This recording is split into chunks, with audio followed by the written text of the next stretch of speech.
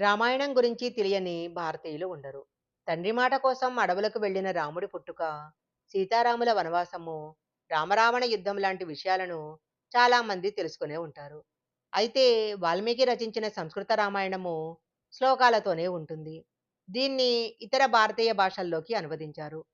త్రేతాయుగంలో రాముడు అనుసరించిన విలువలను నేటికి కూడా ఆదర్శంగా నిలుస్తున్నాయి. అయితే సీతాదేవి అగ్నిప్రవేశాన్ని గురించి మాత్రము సరైన కారణాలను పద్మపురాణంలో పేర్కొనటం జరిగింది.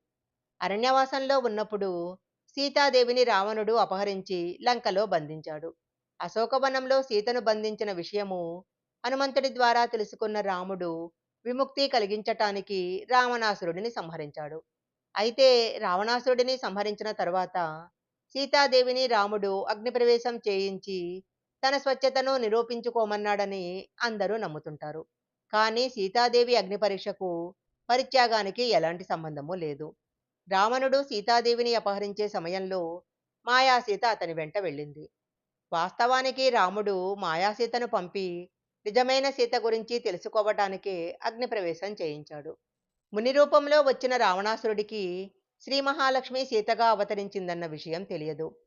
రామలక్ష్మణులు తనను కాపాడేంత దగ్గరలో లేకపోవటంతో సీతమ్మ అగ్నిదేవుని ప్రార్థించింది. అగ్నిలో ప్రవేశించి ప్రాణత్యాగం చేయాలి అనుకుంటుంది. జానకీదేవి ప్రార్థన మన్నించిన అగ్నిదేవుడు ఆమెను తన జ్వాలలో దాచి మాయాసీతను సృష్టించాడు. ఇది తెలియని రావణాసురుడు ఆమెను నిజమైన సీతగా భావించి అపహరించి లంకకు తీసుకుపోయాడు.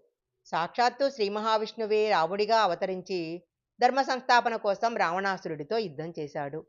రావణుడి గత జన్మ ఫలితంగా శాప విమోచనం కలిగించాడు. యుద్ధం చేసి లంకలోని మాయాసీతను రక్షించిన రాముడు ఆమెను అగ్నిలోకి ఐక్యమై నిజమైన సీతను బయటికి పంపమని కోరాడు. దీంతో మాయాసీత అగ్నిలో ప్రవేశించిన వెంటనే నిజమైన సీత బయటికి వచ్చింది. మాయాసీతను గత జన్మలో వేదావతిగా కొందరు చెప్పటం జరిగింది. శ్రీరాముడు సీతాదేవిని అగ్నిప్రవేశం చేయించటం వెనక ఇంత పెద్ద కథ దాగి ఉంది. ఈ వీడియో కనుక మీకు నచ్చినట్లయితే లైక్ చేయండి, షేర్ చేయండి. ఇలాంటి మరిన్ని కథల కోసం మా ఛానల్ సబ్స్క్రైబ్ చేసుకోండి.